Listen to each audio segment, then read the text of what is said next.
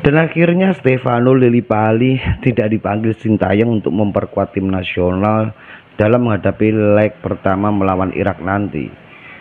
Duo striker muda Indonesia mungkin akan siap menghancurkan pertahanan dari Irak. Siapa dia?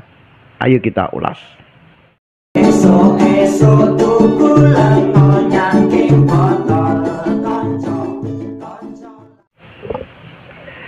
Kembali lagi di sliding tackle-nya Cak Ruri. Terima kasih lagi-lagi saya ucapkan buat teman-teman yang selalu mampir pada konten-konten saya, yang juga like dan juga share, komen. Jadi kali ini kita akan membahas tim nasional yang sebentar lagi akan melakoni laga perdana melawan Irak pada pra kualifikasi Piala Dunia. Jadi kalaupun ini nanti benar-benar akan menuai hasil yang luar biasa seperti harapan kita, maka ini juga akan menjadi sejarah baru bahwa Indonesia akan lolos pada ajang kualifikasi dan setelah itu masuk pada final Piala Dunia. Jadi ini akan benar-benar yang pertama. Memang sih dulu pernah ada di era tahun 30-an, akan tetapi kan itu masa-masanya bukan PSSI, tapi ada gabungan antara yang namanya itu India Belanda. Jadi memang kebanyakan kala itu para pemainnya pun mayoritas ya orang-orang Belanda gitu kan. Banyak sekali orang Belanda ataupun keturunan Tionghoa, India juga banyak. Meskipun orang asli Indonesia pun juga banyak. Oke, kalau kita berbicara tentang skema permainan yang akan diterapkan oleh Sintayong, maka kita akan menyebutkan nama-nama para pemain yang sudah resmi dibawa oleh Sintayong. Jadi yang pertama kita akan bahas dari lini pertahanan. Saya kira Sintayong kali ini juga bisa bernafas lega karena sudah ada titik temu bahwa Elkan Bagot dipastikan bisa untuk memperkuat pertahanan Indonesia, karena kemarin dini hari Elkan Bagot pun juga bahkan sempat menyumbangkan satu gol untuk Ipswich. Jadi dari berawal tendangan pojok disundul oleh Elkan Bagot, meskipun hasil akhir Ipswich tetap kalah. Jadi, tapi setidaknya itu akan memberi nilai plus buat Elkan Bagot pada timnya. Mungkin Elkan Bagot ini sudah pasti didampingi oleh dua sohibnya yang selalu konsisten berada di belakang, yaitu Jordi Amat dan juga Rizky Ridho. Karena sejauh ini untuk benteng pertahanan saya kira memang ketiga pemain ini memang yang paling luar biasa, meskipun sebenarnya masih ada Fahrudin juga sih, akan tetapi duet tiga pemain ini masih kuat untuk Sintayong pertahankan. Saya kira ada Rizky Ridho, Elkan Bagot dan juga Jordi Amat. Kalau nantinya memang Sintayong ini akan memasang skema 352, maka ada tiga gelandang di tengah yang sangat-sangat krusial yang nantinya harus benar-benar mampu menyeimbangi serangan-serangan dari Irak.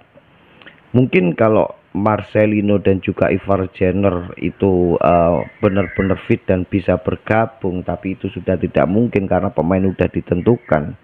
Mungkin kita akan ingat permainan saat Indonesia melawan Argentina. Saya kira permainan kerjasama Ciamik ditunjukkan oleh tiga gelandang ini, ada Mark Klok, Marcelino dan juga Ivar Jenner. Akan tetapi kali ini Marcelino dan juga Ivar Jenner saya kira sudah pupus harapannya untuk membela tim nasional. Semoga mereka cepat pulih dan nanti bisa bergabung pada berikutnya. Mungkin di tengah akan diisi pastinya Mark Klok, juga tandemnya ada Ricky Kambuaya, dan pastinya ada sementara ini Rahmat Irianto. Saya kira untuk pertandingan yang kemarin juga masih bagus. Ada pertandingan yang luar biasa kemarin, kita masih ingat umpan akurat dari Ricky Kambuaya terhadap Sandy Walsh, kemudian diumpan dan akhirnya terciptalah sebuah gol yang digasak oleh Hoki Caraka. Saya kira Ricky Kambuaya juga ditempatkan kuat kandidatnya ini berdampingan dengan Mark Klok dan juga Rahmat Irianto, meskipun di tengah juga masih ada Egy Maulana Fikri yang masih dirundung cedera. Banyak netizen yang berkomentar miring pedas, kenapa kok masih Egy melulu yang dipakai, kenapa saat ini ada seorang pemain yang lagi moncer gacor-gacornya dan bahkan klub yang dibela saat ini sudah menduduki peringkat pertama pada paruh musim, yaitu Stefano Lillipali. Kenapa tidak dipilih? Mungkin Sintayong memang sudah mempunyai skema-skema khusus, bahkan mulai banyak pemikiran-pemikiran para netizen apakah dia titipan. Saya kira enggak juga. Sintayong sangat profesional dalam meracik timnya ini. Mungkin lini sayap masih dipercayakan, kiri saya kira Sinpati Nama dan juga Asnawi Mangko Alam. Ini pertandingan yang sangat luar biasa karena kita tahu Irak juga full naturalisasi, pemain-pemainnya juga istimewa semua, yang banyak sekali yang bermain di Liga Eropa. Jadi kali ini Asnawi dan juga Sinpati Nama ini akan bekerja ekstra keras untuk membantu penyerangan dan juga harus sesekali harus langsung ke belakang untuk membantu pertahanan, karena kita tahu para pemain-pemain Irak ini juga mempunyai kecepatan yang luar biasa. Kemungkinan besar nantinya di lini depan ada duo anak muda yang lagi fire-nya, jadi on fire-nya, dua anak muda, Ramadan Sananta dan juga Rafael Struijk. Tapi kalau kita selalu menonton tim nasional Indonesia, memang Ramadan Sananta ini spesialis babak kedua. Saya kira untuk babak pertama perkiraan saya adalah Dimas Derajat akan digandengkan dengan Rafael Struijk, meskipun masih ada Sadil Ramdhani sebagai pilihan berikutnya. Saya kira Witan juga masih bagus untuk babak kedua sebagai perusak konsentrasi pertahanan lawan. Jadi ini adalah beberapa pemain yang memang sudah ditentukan oleh Sintayong, dan ada nama-nama yang diharapkan oleh para netizen Indonesia ternyata tidak dibawa oleh Sintayong.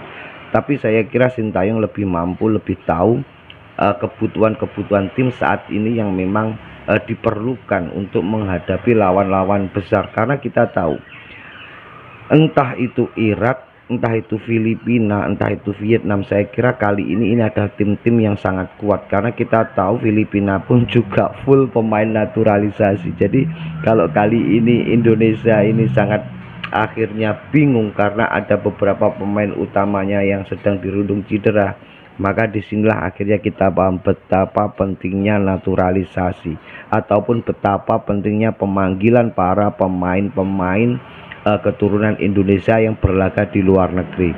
Karena saat ini ketika saya kemarin ada menonton Liga Indonesia, ada salah satu kesalahan yang sangat-sangat mendasar dan akhirnya tercipta gol. Pertandingan apa saya lupa. Ada penyerangan, waktu itu bek pertahanan tersebut mengontrol bola, dan kontrol bolanya itu mentalnya lebih dari 1 meter.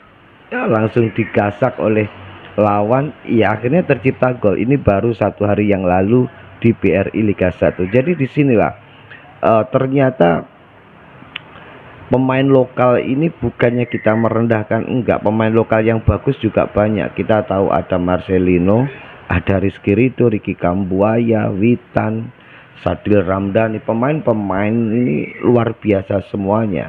Akan tetapi fakta di lapangan memang banyak sekali para pemain lokal ini yang selalu lost control. Jadi kesalahan yang sangat-sangat mendasar yang benar-benar dilakukan oleh para pemain sepak bola. Karena ketika sudah masuk tim nasional Indonesia, itu udah bukan waktunya lagi untuk belajar kontrol dan juga passing.